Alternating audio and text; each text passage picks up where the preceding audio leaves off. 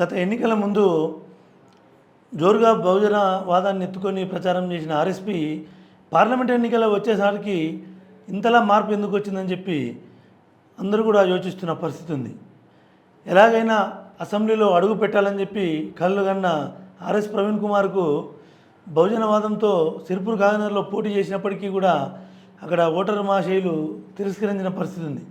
దీంతో అంది వచ్చిన పార్లమెంటు అవకాశాన్ని వినియోగించుకోవాలని చెప్పి ఎలాగైనా చట్టసభలోకి వెళ్ళాలన్న తన మానసిక అభిప్రాయంతోనే ఇప్పుడు కాంగ్రెస్ వైపు కాకుండా ఇటు బీఆర్ఎస్ వైపు వెళ్ళడాన్ని చాలామంది తప్పుపడుతున్న పరిస్థితి ఉంది. నిజానికి ఆర్ఎస్ ప్రవీణ్ కుమార్ లాంటి ఒక పాపులర్ అధికారికి, అదేవిధంగా చాలా కాలంగా బహుజనవాదాన్ని ప్రచారం చేస్తున్న ఒక నేతకు కాంగ్రెస్ పార్టీ ఒక టికెట్ అడ్జస్ట్ చేయడం అనేది పెద్ద సమస్యే కాదు.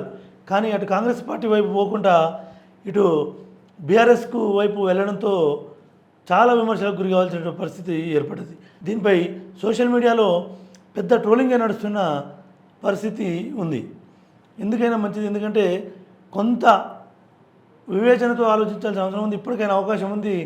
బీఆర్ఎస్ వైపు కాకుండా కొంత కాంగ్రెస్ వైపు ఆలోచించాలని చెప్పి చాలామంది మేధావులు, చాలామంది ఆయన సన్నిహితులు కూడా ఆయనకు సూచిస్తున్నప్పటికీ తాను మాత్రం బీఆర్ఎస్ వైపు పోవడాన్ని మాత్రం తప్పుపడుతున్న పరిస్థితి ఉంది.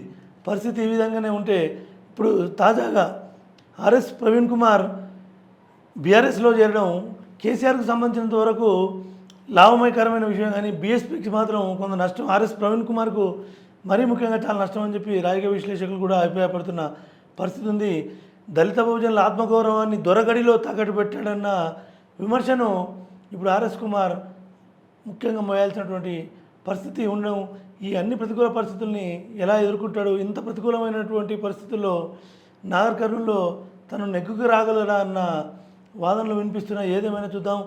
ఆర్ఎస్ ప్రవీణ్ కుమార్ గంక రేపు నాగర్ కర్నూల్లో పోటీ చేసి ఒకవేళ గెలిస్తే చెప్పలేం, కానీ గెలవకపోతే మాత్రం పూర్తిగా ఆర్ఎస్ కుమార్కే కాదు బహుజనవాదానికి, ముఖ్యంగా దళిత బహుజనవాదానికి పెద్ద నష్టం వాటిల్లే అవకాశం ఉంది.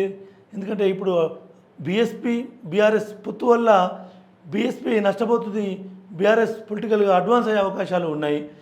బీఆర్ఎస్ని అడ్వాన్స్ చేసిన అపఖ్యాతి కూడా ఆర్ఎస్ ప్రవీణ్ కుమార్ మూటగట్టుకోవాల్సినటువంటి పరిస్థితి ఏర్పడక తప్పదు.